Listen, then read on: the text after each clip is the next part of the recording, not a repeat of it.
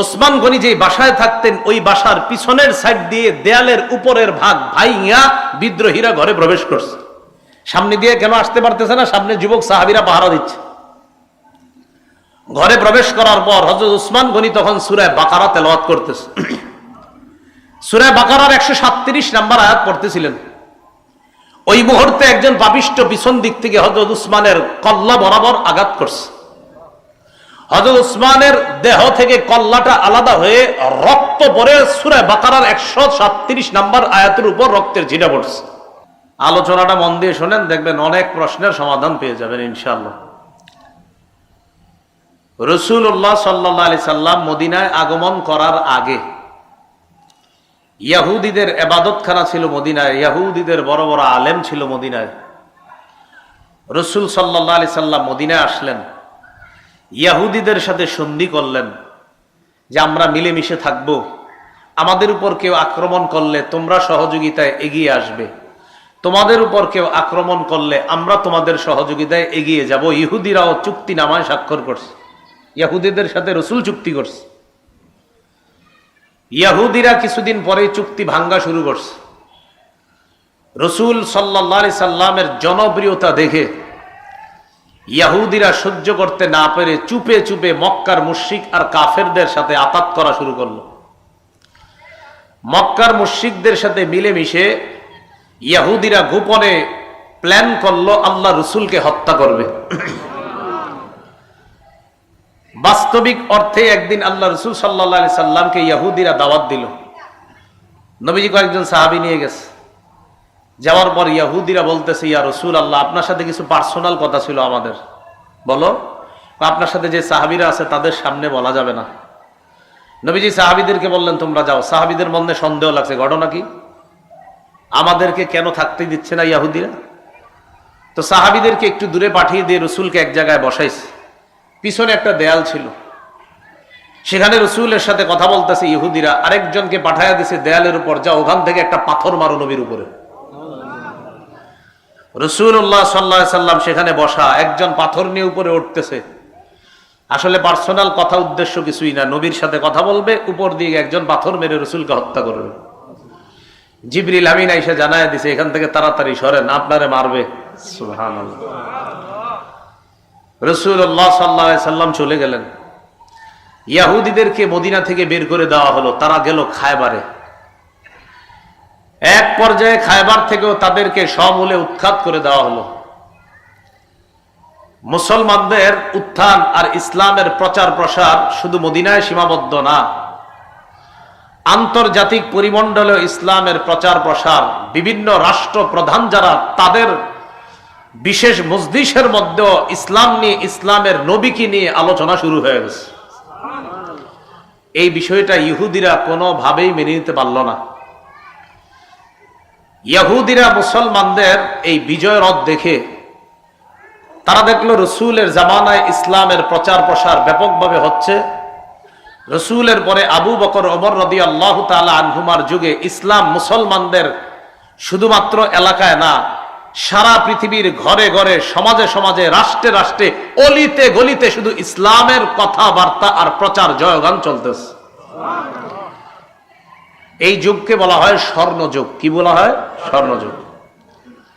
ইহুদিরা চিন্তা করলো ইসলামের এইভাবে প্রচার প্রসার আর ইসলামের আকাশচুম্বী জনপ্রিয়তার কারণটা খুঁজে বের করা দরকার। ইহুদিরা চিন্তা করে দেখলো মুসলমানদের এইভাবে সারা পৃথিবীতে উত্থানের একমাত্র কারণ হলো তাদের মাঝে একতা। বলেন কি? একতা। তাহলে পয়েন্ট বের করে ফেললো যে একতাই মুসলমানদেরকে এগিয়ে নিচ্ছে। পয়েন্ট বের করার পর এই পয়েন্টকে কিভাবে নষ্ট করা যায়, তখন তারা সন্ধি আটতে লাগলো। ইহুদিরা চিন্তা করে দেখলো অস্ত্র বলে মুসলমানদেরকে শেষ করার কোনোভাবেই সম্ভব না, কারণ মাত্র 313 জনের সাথে 1000 পারে না, 60 জনের সাথে 60,000 পারে না। অতএব অস্ত্র দিয়ে তাদেরকে শেষ করা যাবে না। কি? বুদ্ধিভিত্তিক যুদ্ধের মাধ্যমে তাদের একতা নষ্ট করতে হবে। দুইটা কথা মনে রাখবেন। বলেন, মুসলমানদের সারা দুনিয়াতে উত্থানের কারণ কি পাওয়া গেল? আর এটা নষ্ট করতে হবে অস্ত্রের যুদ্ধ দিয়ে না বুদ্ধির যুদ্ধ দিয়ে? বুদ্ধি। এই ইহুদিরা এবার বুদ্ধিভিত্তিক যুদ্ধের চিন্তা করলো যে বুদ্ধি দিয়ে এদেরকে শেষ করতে হবে। আবু বকর ওমর ফারুক রাদিয়াল্লাহু তাআলা আনহুমার যুগে মুসলমানদের এই বুদ্ধিমত্তা একতাকে নষ্ট করার চিন্তা করতে পারে না ইহুদিরা। কারণ ওমর ফারুক রাদিয়াল্লাহু তাআলা আনহু সচেতন খলিফা ছিলেন, এই জন্য কোনো দুঃসাহস করে নাই।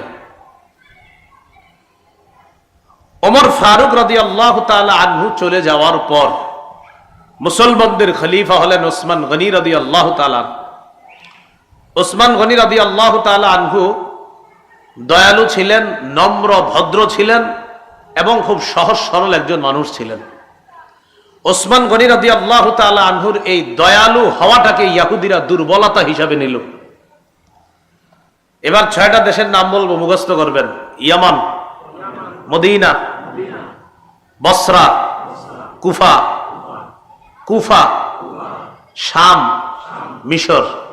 1 নাম্বার ইয়ামান, 2 নাম্বার মদিনা, 3 নাম্বার বসরা, 4 নাম্বার কুফা, 5 নাম্বার শাম, 6 নাম্বার মিশর। মনে থাকবে নি? থাকবে? ইয়ামান, মদিনা, বসরা, কুফা, শাম, মিশর, এই 6টা দেশের নাম মনে রাখেন। ইয়ামানের একটা এলাকা আছে নাম সনা। এই সনাতে এক ইহুদির জন্ম হয়, তার নাম আব্দুল্লাহ ইবনে সাবা। বলেন কি নাম? এই নামটা সারা জীবন মনে রাখবেন। মনে রাখবেন মুসলমানদের একতা নষ্ট করাই যেই খলনায়ক, তার নাম আব্দুল্লাহ ইবনে সাবা। বলেন তো মুসলমানের উত্থানের কারণ কি? একতা। একতা নষ্ট করবে কি যুদ্ধ দিয়ে? বুদ্ধির। এই একতা নষ্টকারীর খলনায়কের নাম কি? ইবনে সাবা। জন্ম কোথায়? ইয়ামানে। ইয়ামানের আব্দুল্লাহ ইবনে সাবা চিন্তা করলো একতা নষ্ট করা যায় কিভাবে। একতা নষ্ট করার জন্য লম্বা সময় ফিকির করে আবু বকর ওমরের জামানায় একতা নষ্ট করার এই সিদ্ধান্তে সে যে বাস্তবায়ন করবে, এই সাহস সে দেখাইতে পারতেছে না। কারণ হযরত ওমর ফারুক খুব সচেতন, কোনোভাবে টের পাইলে ওর অবস্থা খারাপ হয়ে যাবে, এটা সে ভালো করে জানে। এই জন্য সে হযরত উসমান গনির শাসন আমলকে দুর্বলতা হিসাবে নিল, কারণ উসমান গনি খুব দয়ালু মানুষ। আব্দুল্লাহ ইবনে সাবা ইয়ামান থেকে রওনা করলো মদিনায়। মদিনায় আইসা জনগণের সামনে কালিমা বলে মুসলমান হইল। এই মুসলমান মানি বাস্তবিক মুসলমান না, এটা হলো তাদের সামনে একটা লেবাস ধরছে মুসলমানের। বড় দাড়ি, আল্লাহওয়ালা বুজুর্গ, সারাক্ষণ ইবাদতে কাটায় আব্দুল্লাহ ইবনে সাবা। একদিন ওসমান গনি রাদিয়াল্লাহু তাআলা আনহুকে বলল, আপনি চাইলে আমাকে মদিনার কোনো দায়িত্ব দিয়ে দিতে পারেন। ওসমান গনি রাদিয়াল্লাহু তাআলা আনহু বললেন, মদিনার দায়িত্ব তোমাকে দিব? হযরত উসমান গনি যেহেতু একজন শাসক, উনি বুদ্ধির মাধ্যমে চিন্তা করে দেখলেন এই লোকের সিদ্ধান্ত আর এই লোকের চিন্তা চেতনা মনে হয় তেমন একটা ভালো না। উসমান গনি বুঝতে পারছে, সরাসরি বলে দিলেন, তুমি যোগ্য না কোনো দায়িত্বের। আব্দুল্লাহ ইবনে সাবা তাকে অযোগ্য বলার কারণে এবার সে কি করলো, ওসমান গনি রাদিয়াল্লাহু তাআলা আনহুর বিরুদ্ধে কিভাবে কুচ্ছা রটনা যায়, এই জন্য সে কয়েকটা বিষয় অন্যান্য সহজ সরল মুসলমানদের মাঝে প্রচার করতে লাগলো। সহজ সরল মুসলমানদেরকে বুঝাইলো যে আলী রাদিয়াল্লাহু তাআলা আনহু জীবিত থাকতে হযরত উসমান কিভাবে খলিফা হয়, দেখেন কেমনে বুঝায়। তো অন্যরা কয় কিভাবে? আলী হলেন একজন হাশিমি বংশের লোক, নবীজির মেয়ের জামাতা, হযরত আলীর জ্ঞান বুদ্ধিও সবচেয়ে বেশি। উনি থাকতে উমাইয়া বংশের উসমান কিভাবে খলিফা হয়? তো সহজ সরল মুসলমানদের অনেকে কয় ঠিকই তো। তো মোটামুটি ভাবে হযরত উসমানের বিরুদ্ধে একদল মুসলমান তৈরি করে ফেলছে সে। এটা কিন্তু আমাদের মাঝে আছে, দেখবেন যদি আপনার এই আমাদের দেশও আছে এরকম। যেমন বর্তমান যে খতিব আপনাদের মসজিদের, এই বেচারা আছে 20 বছর ধরে। ঘটনা চক্রে আরেকজন এই মসজিদে আপনারা ঢুকাইবেন, এখন নতুন করে ওনার কোনো দোষ নাই, কি কওয়া যায় করে আমগো এলাকার এত বড় হুজুর থাকতে হেরে কিল্লে জ্ঞানে রাখবো, এরকম একটা দুর্বলতা আর কি। আলী রাদিয়াল্লাহু তাআলা আনহু যোগ্য অনেক বড় আলেম, কোনো সন্দেহ নাই। হযরত আলী রাসূলের মেয়ের জামাতা, কোনো সন্দেহ নাই। হযরত আলী রাদিয়াল্লাহু তাআলা হাশিমি বংশের অনেক বড় যোগ্যতার অধিকারী, কোনো সন্দেহ নাই। কিন্তু কথাটা কেমনি কইছে দেখেন, আলী থাকতে ওসমান কিভাবে খলিফা হয়? তো অনেকে এই টোপটা গিলছে, হ্যাঁ ঠিকই তো, কিভাবে হয়? হযরত আলী রাদিয়াল্লাহু তাআলা আনহুর ব্যাপারে এইগুলা বলা বলে শুরু করছে। আলীর কানে কিন্তু এগুলা যায় না, কারণ হযরত আলীর কানে যদি এগুলা যাইতো তো ওরে শায়েস্তা করত। হযরত ওসমান গনি তার দূরদর্শিতা বুঝতে পেরে তাকে মদিনা থেকে বের করে দিয়েছে। আসছে কোত্থেকে? এখন আছে কোথায়? মদিনায়। মদিনা থেকে বের করে দেওয়ার পর গেল বসরায়। হাসান বসরি রহমতুল্লাহ নাম শোনেন নাই? এই বসরা। বসরায় যাওয়ার পর হযরত ওসমান রাদিয়াল্লাহু তাআলা আনহুর বিরুদ্ধে বসরায় কথা বলা শুরু করলো। বসরার গভর্নর যিনি ছিলেন তিনি বুঝতে পারলেন, বুঝতে পেরে আব্দুল্লাহ ইবনে সাবাকে বসরা থেকে বের করে দিল। বসরা থেকে বের করে দেওয়ার পর সে গেল কুফায়। কুফায় যাওয়ার পর হযরত ওসমানের বিরুদ্ধে আগে থেকে কিছু লোক ছিল সেখানে। আব্দুল্লাহ ইবনে সাবা এটারে কাজে লাগাইল। ওসমানের বিরুদ্ধে যে লোকগুলা তাদেরকে গিয়ে বলতে লাগলো যে হযরত ওসমান বাইতুল মাল থেকে রাষ্ট্রীয় সম্পদ আত্মসাৎ করে আত্মীয় স্বজনদের মাঝে বন্টন করে স্বজন প্রীতির পরিচয় দিয়েছে। বলেন নাউজুবিল্লাহ। ওসমান রাদিয়াল্লাহু তাআলা আনহুর বিরুদ্ধে এই কথাগুলা রটায় দিতে লাগলো।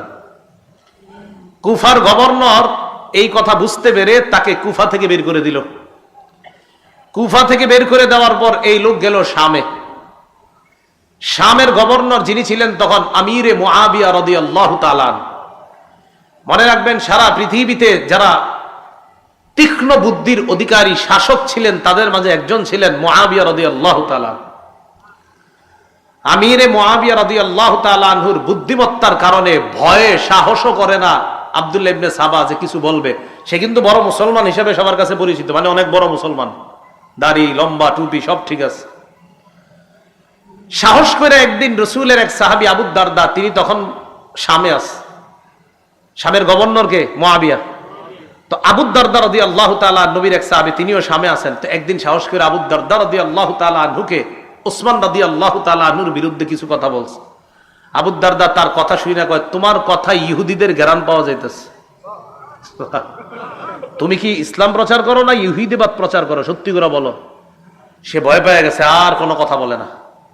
লম্বা সময় শামে থাইকে আবার আরেকদিন রাসূলের আরেক সাহাবী উবাদা ইবনে সামিত রাদিয়াল্লাহু তাআলা আনহুকে হযরত ওসমানের বিরুদ্ধে কথা বলার পর উবাদা ইবনে সামিত কিছু না বইলা হাত ধইরা সোজা আমিরে মুআবিয়ার কাছে নিয়ে গেছে। চলো, তোমারে ভালো মনে হইতেছে না, তুমি ইসলাম প্রচার করো না অন্য কিছু। আমিরে মুআবিয়া তার কথা শুইনা সাথে সাথে বুঝতে পারছে এর উদ্দেশ্য ভালো না, কিন্তু আবার তারে কিছু বলাও সম্ভব না, কারণ তার অলরেডি জনগণ তৈরি হয়ে গেছে অনেক। আবার সে একজন বড় মুসলমান হিসাবে সবার কাছে পরিচিত। এই জন্য মনে রাখবেন, আমাদের দেশে অনেক বেদাতি সহ্য করে ওলামায়ে কেরাম সরাসরি কিছু বলে না কেন? কারণ বললে আপনারাই বলবেন, দেখো এক হুজুর আরেক হুজুরে দেখতে পারে না।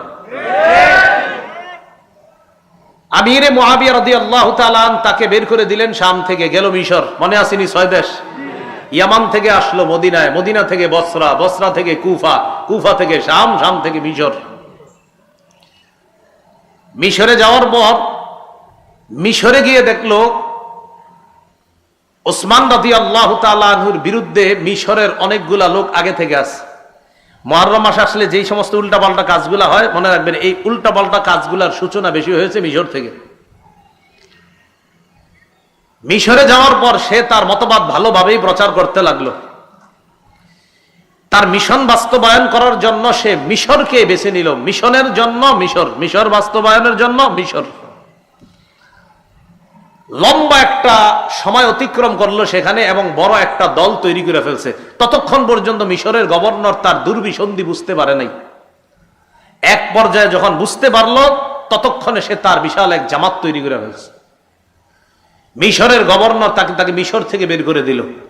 কিন্তু এবার আর সে একা না, লম্বা সময় থাকার কারণে বিশাল বড় এক বাহিনী নিয়ে সে রওনা করলো। আগে থেকে তার কিছু বাহিনী ছিল বসরায় আর কুফায়। 3 জায়গায় মোটামুটি সফল, বসরা, কুফা আর মিশর।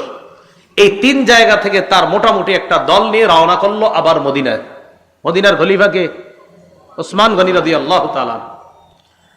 মদিনায় না ঢুইকা মদিনার আশেপাশেই প্রচার চালাইতে লাগলো। হযরত ওসমানের বিরুদ্ধে কয়েকটা কথা বলতে লাগলো। মনে রাখবেন, 1, ওসমান স্বজন প্রীতি করে, আওয়াজ দিয়ে বলেন নাউজুবিল্লাহ। 2 নাম্বার, হযরত ওসমান কম বয়সী সাহাবীদেরকে অথবা কম বয়সী যুবকদেরকে বিভিন্ন এলাকার গভর্নর বানায়া দিছে। এটা উসমানের বিরুদ্ধে হুদাই মানে একটা কথা বইলা তো বলতে হবে। দ্বিতীয় অভিযোগ। 3 নম্বর অভিযোগ, ওসমান মারওয়ান ইবনে হাকামকে মক্কায় ঢোকার অনুমতি দিছে। 4 নম্বর অভিযোগ, আব্দুল্লাহ ইবনে সাদ যিনি আফ্রিকার বিজেতা, এই আব্দুল্লাহ ইবনে সাদকে হযরত ওসমান অনেক পুরস্কার দিয়েছে, এটা ঠিক করে নাই। এইগুলা বইলা তার দলে অনেক লোক তৈরি করে ফেলছে। ওসমান গনি রাদিয়াল্লাহু তাআলা আন তার ব্যাপারে শুইনা যে এই লোক তো আবার ঝামেলা শুরু করছে, এবার ওসমান গনি তাকে ডাকলো। সে তার দল বল নিয়ে ওসমান গনি রাদিয়াল্লাহু তাআলা আনহুর কাছে আসছে। আসার পর এই বারবার উপরের দিকে এই যে এগুলা তোমরা বারবার উপরের দিকে মারবা না, সমস্যা হচ্ছে। ওসমান গনি রাদিয়াল্লাহু তাআলা তাদেরকে জিজ্ঞাসা করলেন, আচ্ছা তোমাদের সমস্যা কোথায়? তো এবার বলতে লাগলো 4টা সমস্যা। 1 নাম্বার, আপনি বাইতুল মাল রাষ্ট্রীয় সম্পদ আপনার আত্মীয় স্বজনদেরকে দিয়ে আপনি স্বজনপ্রীতি করলেন। ওসমান গনি রাদিয়াল্লাহু তাআলা আনহু জবাব দিলেন যে দেখো, আল্লাহ আমার এত সম্পদ দান করছে, আমি এ পর্যন্ত খলিফা হিসাবেও রাষ্ট্রীয় কোষাগার থেকে 1টা টাকাও ভাতা গ্রহণ করি নাই। উল্টা আমার আত্মীয় স্বজনদেরকে দেওয়া দূরের কথা, আমি আমার বেতনটা পর্যন্ত আজও পর্যন্ত রাষ্ট্রীয় কোষাগার থেকে নেই। আমি যা দান করি সব আল্লাহ প্রদত্ত নেয়ামত, আল্লাহ আমার সম্পদ দিছে, আমার সম্পদ থেকে আমি দান করি। 2 নম্বর অভিযোগ, আপনি যুবক কম বয়সী সাহাবীদেরকে, কম বয়সী যুবকদেরকে গভর্নর বানাইছেন। কম বয়সীরা যদি যোগ্য হয় তাদেরকে দায়িত্ব দেওয়ার ইতিহাস তো নবীর যুগে আছে। সুবহানাল্লাহ। কোথায় আছে? আব্দুল্লাহ ইবনে সাবা আর কি জানবো? ওসমান গনি বললেন, রাসূলের নাতি উসামা ইবনে যায়েদ রাদিয়াল্লাহু তাআলা, কি নাম? উসামা। এই উসামার বয়স যখন 17, উসামাকে আমির বানায়া বয়স্ক সাহাবীদেরকে তার নেতৃত্বে আল্লাহ রাসূল বিভিন্ন যুদ্ধে পাঠানোর ইতিহাস আছে। তাহলে এরকম কম বয়সী একজন সাহাবীকে রাসূল আমির বানায়া বয়স্ক সাহাবীদেরকে তার দলে দিয়েছেন। এখান থেকেই বোঝা যায় যে কম বয়সী ব্যক্তি যদি যোগ্য হয়, তার যোগ্যতার তার আসনে তাকে বসানোটা এটা অন্যায় না। আর অভিযোগ থাকলে বলো। 3 নম্বর অভিযোগ, মারওয়ান ইবনুল হাকামকে আপনি মক্কায় ঢোকার অনুমতি কেন দিয়েছেন? রাসূল সাল্লাল্লাহু আলাইহি সাল্লামের সাহাবী ওসমান গনি বললেন, মারওয়ান ইবনুল হাকাম একজন মুসলমান, আর মুসলমানকে মক্কায় ঢোকার অনুমতি রাসূল দিয়েছেন, এখানে আমি বাধা দেওয়ার কে? এই জন্য এটা কোনো অভিযোগই না। 4 নাম্বার, আফ্রিকা বিজয় করেছে যে তাকে আপনি এত পুরস্কার দেওয়া ঠিক করেন নাই। আচ্ছা পুরস্কার বেশি দেওয়া হয়ে গেছে? আচ্ছা ঠিক আছে, পুরস্কার ছিনে আনলাম, অন্তত তুমি তারপরও বিশৃঙ্খলা করো না। ওসমান গনি রাদিয়াল্লাহু তাআলা উনি ফিতনা পছন্দ করতেন না, উনি ঝগড়া পছন্দ করতেন না। উনি বললেন ঠিক আছে, পুরস্কার ফিরিয়ে আনলাম, তারপরও তুমি বিশৃঙ্খলা করো না। আব্দুল্লাহ ইবনে সাদ, আব্দুল্লাহ ইবনে সাবা, ওই মুনাফিক ইহুদি, সে চিন্তা করলো ঘটনা কি, এর যা কই সবই দি মানে, এটা তো তেমন কিছু করা যায় না। সে আবার তার দলবল নিয়ে চলে গেল মদিনার বাহিরে 3 মঞ্জিল দূরে। আলী রাদিয়াল্লাহু তাআলা আন, তালহা এবং জুবায়ের 3 জন প্রবীণ সাহাবী তাদের কাছে গেল আব্দুল্লাহ ইবনে সাবা। যাওয়ার পরে তাদেরকে বলল, আপনারা থাকতে ওসমান গনি খলিফা হয় কেমনে? আলী রাদিয়াল্লাহু তাআলা সরাসরি বললেন, তোমার মতলব ভালো মনে হচ্ছে না। সে দেখলো না আলী তালহা জুবায়ের তাদের কাছে বেশি চান্স পাওয়া যাবে না। এবার নতুন ষড়যন্ত্র করলো, খুব মন দিয়ে শোনেন। নিজে একটা চিঠি লেখলো আব্দুল্লাহ ইবনে সাবা। এই চিঠির মধ্যে লেখা, মিশরীরা মিশরে যাওয়ার পর তাদেরকে হত্যা করবা, আমিরুল মুমিনিনের পক্ষ থেকে নির্দেশ। আমিরুল মুমিনিন কে? ওসমান। ওসমানের লেখা চিঠিটা না আব্দুল্লাহ ইবনে সাবার লেখা? আব্দুল্লাহ ইবনে সাবা নিজে থেকে একটা চিঠি বানাইছে, বানায় এটা লেখছে, লেখে এবার মিশরীদেরকে দেখাইছে। দেখো তার সাথে কয় দেশের লোক আছে? 3 দেশ, মিশর, বসরা, কুফা। তো মিশরীদেরকে দেখাইছে, দেখো তোমরা মিশরে যাওয়ার পর তোমাদেরকে যেন হত্যা করা হয় এই নির্দেশনা দিয়েছে ওসমান। এই চিঠি দেখাইতে গেছে আলী রাদিয়াল্লাহু তাআলা। হযরত আলী রাদিয়াল্লাহু তাআলা বুদ্ধিমান সাহাবী ছিলেন, বিচক্ষণ সাহাবী। হযরত আলী চিঠি দেখেই বুঝতে পারছে এটা বানানো চিঠি। আর চিঠি দেখার পরে কয়, আচ্ছা ওসমান গনি লেখছে এটা না? কয় হ্যাঁ। কয় ঠিক আছে, তোমরা যাও। মিশরীদেরকে আলাদা করে কুফা আর বসরার যারা, তাদেরকে বলল, আচ্ছা মিশরীদেরকে হত্যা করার নির্দেশনা দিয়েছে ওসমান, এটা কি তোমরা জানো? কুফার আর বসরার হেরা কয় হ্যাঁ আমরা জানি। হযরত আলী কয়, তোমরা কেমনে জানলা এটা? এটা কিভাবে জানলা তোমরা? এক সবাই চুপ। আসলে তো আমরা কেমনে জানলাম, আমগরে তো এখনো কেউ বলে নাই। আলী বললেন যে মিশরীদেরকে ওসমান গনি হত্যা করতে বলছে, একটা নির্দেশনা আছে জানো? তো ঠাস করে সবাই বল, হ্যাঁ হ্যাঁ জানি জানি। আলী কই কেমনে জানলা? হযরত আলী বললেন, এর মানে তোমাদের এই 3 গ্রুপেরই প্ল্যান করা একটা চিঠি এটা। তো চিঠিতেও তেমন কোনো কাজ হইল না। আব্দুল্লাহ ইবনে সাবা ইতিমধ্যে তার জনগণ আরো বাড়াইতেছে। হযরত আলী রাদিয়াল্লাহু তাআলা আনহু বুঝতে পারছে অবস্থা বেশি ভালো না। ইতিমধ্যে জিলহজ মাস এসে গেছে। কোন মাস? 35 হিজরির জিলহজ মাস। মদিনার বড় বড় সাহাবায়ে কেরামরা হজ করার জন্য চলে গেলেন মক্কায়। আম্মাজান আয়েশা সিদ্দিকা রাদিয়াল্লাহু তাআলা আনহা তিনিও মক্কায় গেলেন। এদিক দিয়ে মদিনা খালি, অর্থাৎ মদিনায় বড় বড় সাহাবায়ে কেরাম নাই। এই সুযোগটাকে কাজে লাগাইলো আব্দুল্লাহ ইবনে সাবা। হ্যাঁ, আলী রাদিয়াল্লাহু তাআলা, তালহা, জুবায়ের রাদিয়াল্লাহু তাআলা আনহুম তারা ছিলেন তখনও মদিনায়। হযরত আলী অবস্থা বেগতিক দেখে চিন্তা করলেন, এই লোক আমারই নিয়ে ষড়যন্ত্র করবে। হযরত আলী তার সন্তানদেরকে, হাসান, হুসাইন, তাদেরকে দায়িত্ব দিলেন। একটা কি দায়িত্ব? আব্দুল্লাহ ইবনে সাবা তার দলবল নিয়ে একদিন জুমার নামাজের সময় হযরত উসমানের বিরুদ্ধে মসজিদে বিদ্রোহ করে বসছে। নাউজুবিল্লাহ। বিশাল বড় একটা জামাত বিদ্রোহ করার কারণে হযরত উসমান ভেঙে বললেন। ওসমান গনি তার হাউসে ঢুকলেন। তার ঘরে ঢুকার পর এই বিদ্রোহী বাহিনী চারদিক থেকে ঘেরাও করে ফেলছে হযরত উসমান গনির বাসা। 22 দিন পর্যন্ত ঘেরাও করে রাখছে। কেউ লিখেছেন 40 দিন। খানা দেয় না, পানি দেয় না। যে উসমান গনির টাকা দিয়ে ক্রয় করা কূপ থেকে পানি মুসলমানরা খায় প্রতিনিয়ত, সেই কূপ থেকেও এক ফোঁটা পানির ব্যবস্থা উসমানের জন্য হয় না। আলী রাদিয়াল্লাহু তাআলা আনহু এই অবস্থা দেখা যুবক সাহাবীদেরকে উসমান গনির বাসা পাহারাদারি করার জন্য পাঠায়া দিলেন। এই যুবকদের মাঝে তার 2 কলিজার টুকরা হাসান, হুসাইনকেও পাঠাইছেন। আলী চলে গেলেন মদিনা থেকে বাহিরে। যুবক সাহাবীরা প্রধান ফটক পাহারা দিতেছে। 35 হিজরির 18ই জিলহজটা সারা জীবন মনে রাখবেন। বলেন, 35 হিজরির, কেউ 17ই জিলহজও লেখছে, 17 বা 18 জিলহজ শুক্রবার। এই 35 হিজরির 17ই বা 18ই জিলহজ ওসমান গনি যে বাসায় থাকতেন, ওই বাসার পিছনের সাইড দিয়ে দেয়ালের উপরের ভাগ ভাইয়া বিদ্রোহীরা ঘরে প্রবেশ করছে। সামনে দিয়ে কেন আসতে পারতেছে না? সামনে যুবক সাহাবীরা পাহারা দিচ্ছে। ঘরে প্রবেশ করার পর হযরত উসমান গনি তখন সূরা বাকারা তেলাওয়াত করতেছে। সূরা বাকারার 137 নম্বর আয়াত পড়তেছিলেন। ওই মুহূর্তে একজন পাপিষ্ঠ পিছন দিক থেকে হযরত উসমানের কল্লা বরাবর আঘাত করছে। হযরত উসমানের দেহ থেকে কল্লাটা আলাদা হয়ে রক্ত পড়ে সূরা বাকারার 137 নম্বর আয়াতের উপর রক্তের ছিটা পড়ছে। ওই আয়াতটা হলো ফাসায়াকফিকাহুমুল্লাহ, তাদের বিরুদ্ধে আল্লাহই যথেষ্ট। এই আয়াতের অর্থ ওসমান গনি কোরআন তেলাওয়াতরত অবস্থায় শহীদ হয়ে গেলেন। তার বিবি নায়লা আক্রমণ ঠেকাইতে গিয়েছিলেন, হাতের আঙ্গুলগুলো এবং কবজি সহ হাত থেকে আলাদা হয়ে গেছে। হযরত উসমান গনিকে শহীদ করে দেওয়ার পর এই জায়গাটা মনে রাখবেন, 35 হিজরির 18ই জিলহজ মুসলমানদের একতা নষ্ট হয়ে গেল। আজও পর্যন্ত সেই একতা ফিরে আসে নাই। মনে আসেনি মুসলমানদের উত্থানের কারণ কি? একতা।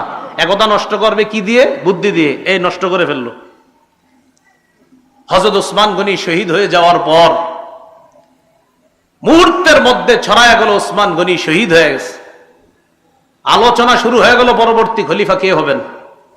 বিদ্রোহীরা চিন্তা করলো, আব্দুল্লাহ ইবনে সাবা সহ বিদ্রোহীরা চিন্তা করলো যে পরবর্তী খলিফা যদি নগদ কেউ হয়ে যায়, আর এই খলিফা প্রথমেই কি করবে? উসমান হত্যার বিচার করবে। বিচার করলেই তো আমরা মারা পড়ব। এখন আমরা বাধ্য করে হযরত আলীকে খলিফা বানায়া দিলে ভালো হয়। কেন? হযরত আলী হলেন ঠান্ডা মাথার মানুষ। তিনি প্রথমেই বিচার করবেন না, তিনি প্রথমেই খেলাফত সামাল দিবেন, এরপর পরিস্থিতি নিয়ন্ত্রণে এনে হয়তো তিনি বিচার করবেন।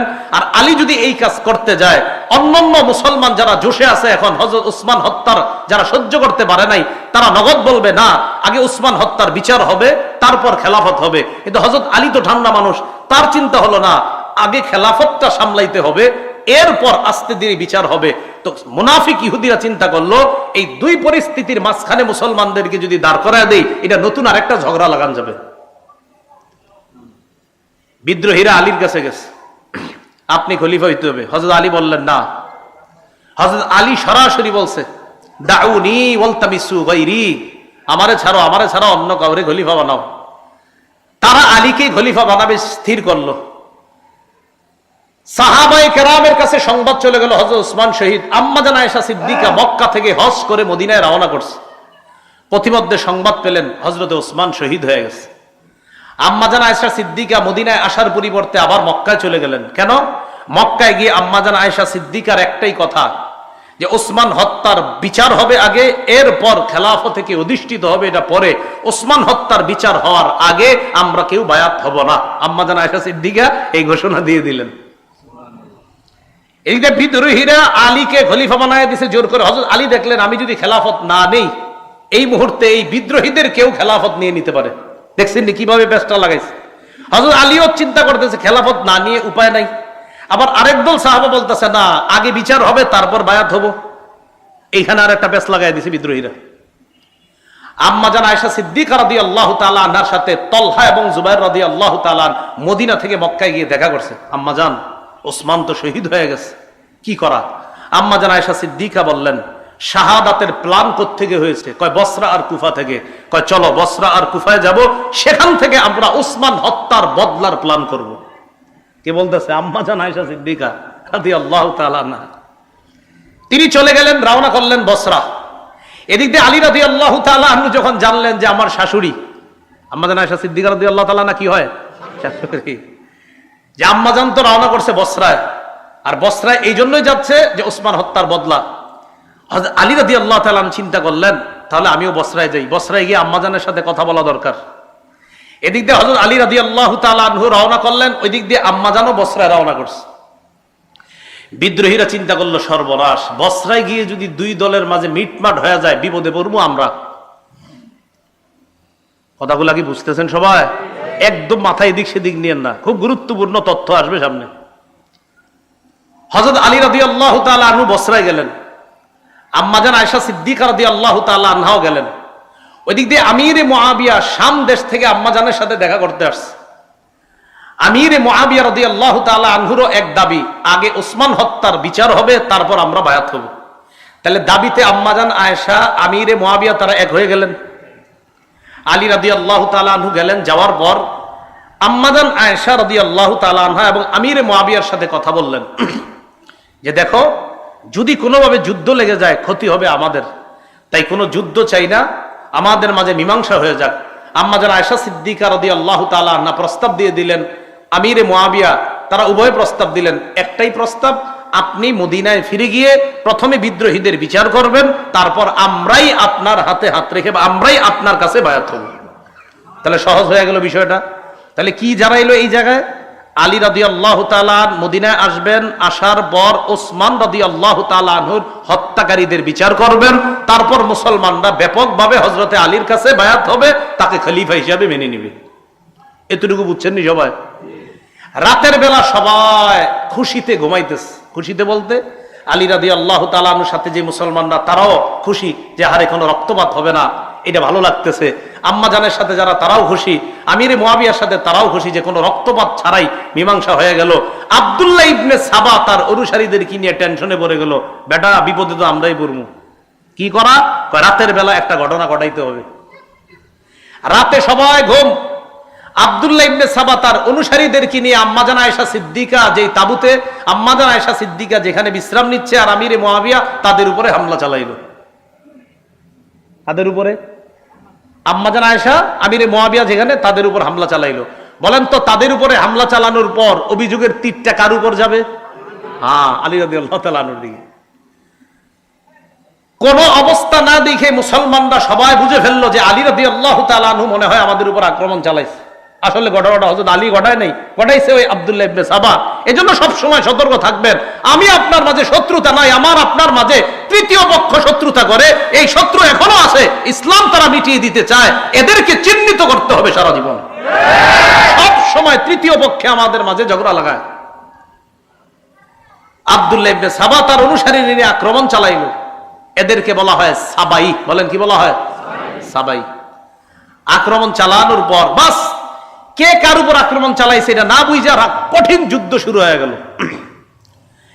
মুসলমানরা মুসলমানের তরবারির নিচে শহীদ হওয়া শুরু হইল। মুসলমানরা মুসলমানের তরবারি। আলী রাদিয়াল্লাহু তাআলা আনহু তো জানেন যে এই যুদ্ধ তো, এই আক্রমণ তো আমাদের পক্ষ থেকে হয় নাই, কিন্তু এখন যতই বলবে বোঝানো যাবে না।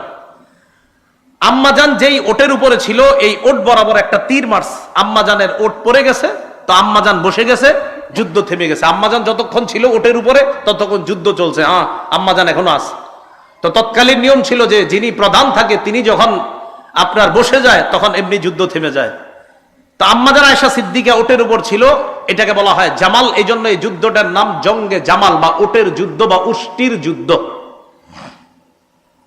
আম্মাজান যখন নামলেন, আমিরে মুআবিয়া, আম্মাজান আর আলী তাদের মাঝে কথা, আম্মাজান আমরা তো কেউ আক্রমণ করি নাই, তাদের মাঝে ভুল বুঝাবুঝিতে হয়ে গেছে, তখন বুঝে আসছে। তো বুঝে এসে লাভটা হলো কি, এর আগে মুসলমানদের প্রচুর পরিমাণ শহীদ হয়ে গেছে।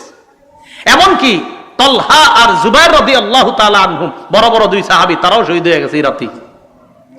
হযরত তলহা রাদিয়াল্লাহু তাআলা আনহু লাশ দেখা আলী রাদিয়াল্লাহু তাআলা আনহু বলতেছিলেন, আহারে আল্লাহ রাসূল রে, কত যুদ্ধে এই তলহা প্রাচীর হয়ে কাফেরদের থেকে রক্ষা করেছে, আজকে সেই তলহা আমাদের ভুল বুঝাবুঝির কারণে শহীদ হয়ে গেল।